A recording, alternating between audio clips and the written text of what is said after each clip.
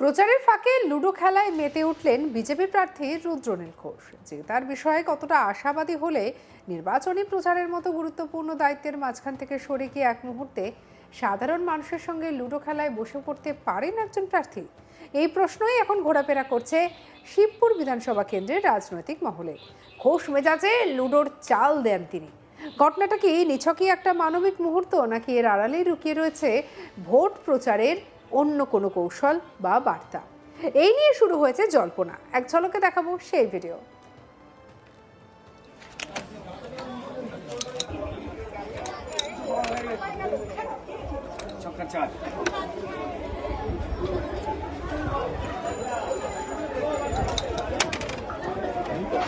Last video last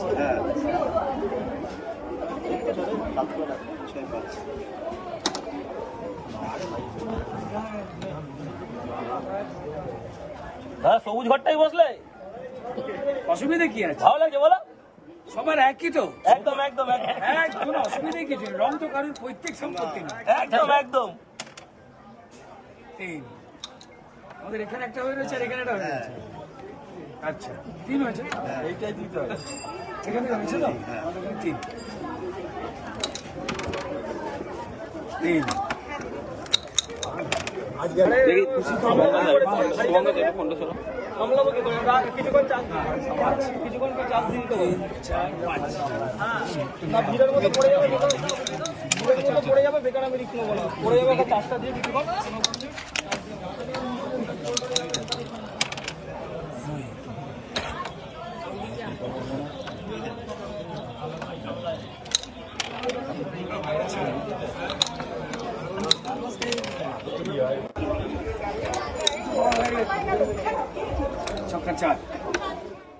Shibpur বিধানসভা কেন্দ্রের নির্বাচনী প্রচারের মাঝেই এক ভিন্ন চিত্র দেখা গেল। বিজেপি প্রার্থী রুদ্রনীল ঘোষের বৃহস্পতিবার সকালে বেলগাছিয়া এলাকায় প্রচারে বেরিয়ে তিনি হঠাৎই দেখেন যে রাস্তার ধারে কয়েকজন স্থানীয় মানুষ লুডো খেলায় মগ্ন। এই দৃশ্য দেখে নিজেকে আর সামলাতে পারেননি তিনি। মুহূর্তেই প্রচারের ব্যস্ততা ভুলে গিয়ে তাদের সঙ্গে বসে পড়েন লুডো খেলতে। কিছুক্ষণ সাধারণ মানুষের সঙ্গে এই খেলায় অংশগ্রহণ করেন তিনি।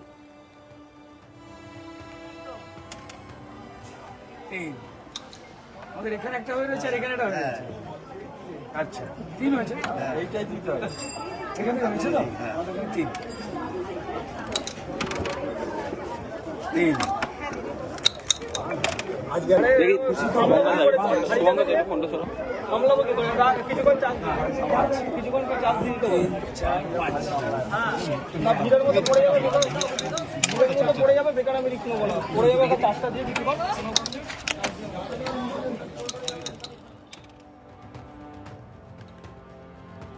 প্রায় কিছু সময় লুডো খেলার পর আবার প্রচারের কাজে ফিরে যান রুদ্রনীল ঘোষ। কিন্তু প্রশ্ন উঠছে, এই হঠাৎ থেমে যাওয়া কি কেবলই স্বতঃস্ফূর্ততা, নাকি পরিকল্পিত জনসংযোগের অংশ? নির্বাচনী প্রচারের চাপে যেখানে প্রার্থীরা মিনিটে মিনিটে কর্মসূচি মেপে এগোন, সেখানে একজন প্রার্থীর এভাবে প্রচার থামিয়ে সাধারণ মানুষের সঙ্গে মিশে যাওয়া অনেকের কাছেই অস্বাভাবিক মনে হয়েছে।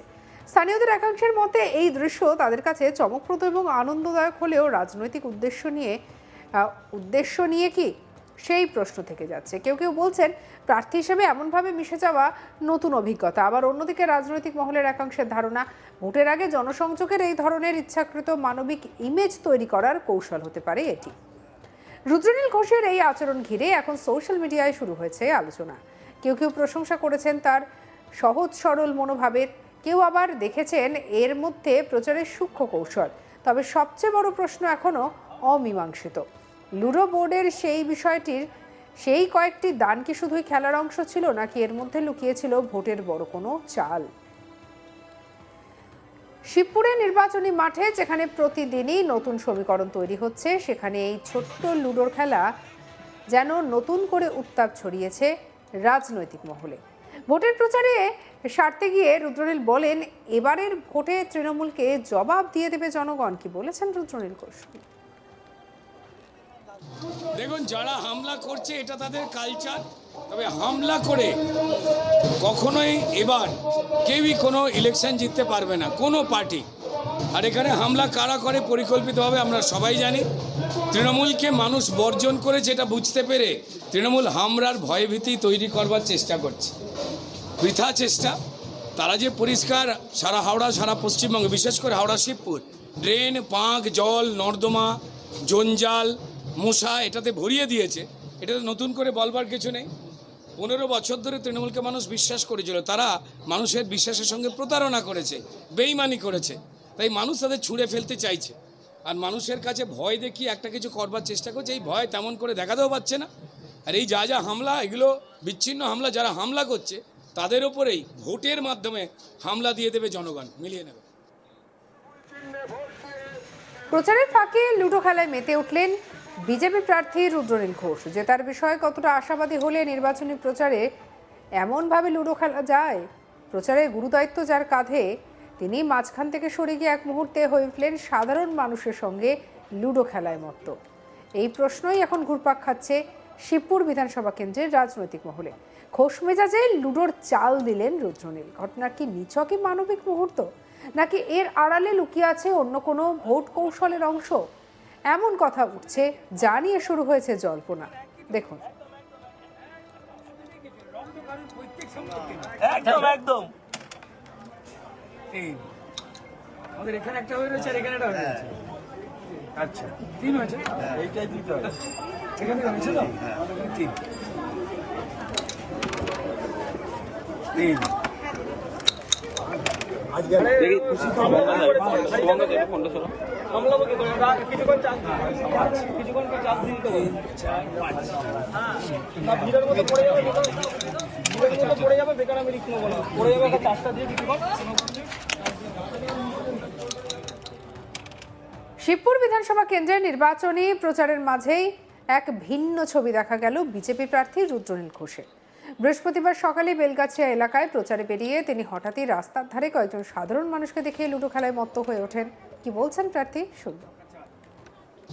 দেখুন, যারা হামলা করছে এটা তাদের কালচার, তবে হামলা করে কখনোই এবার কেউই কোনো ইলেকশন জিততে পারবে না, কোনো পার্টি।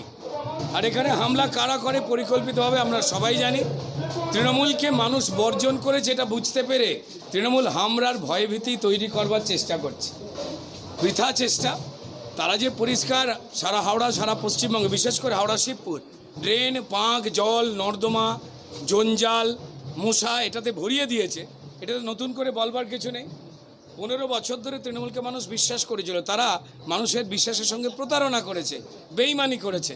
তাই মানুষ তাদের ছুঁড়ে ফেলতে চাইছে, আর মানুষের কাছে ভয় দেখিয়ে একটা কিছু করবার চেষ্টা করছে। এই ভয় তেমন করে দেখাতেও পাচ্ছে না। আর এই যা হামলা, এগুলো বিচ্ছিন্ন হামলা, যারা হামলা করছে তাদের ওপরেই ভোটের মাধ্যমে হামলা দিয়ে দেবে জনগণ, মিলিয়ে। সঙ্গে রাখুন আজ তাক বাংলাকে। আরও অন্যান্য খবরের জন্য সাবস্ক্রাইব করতে ভুলবেন না।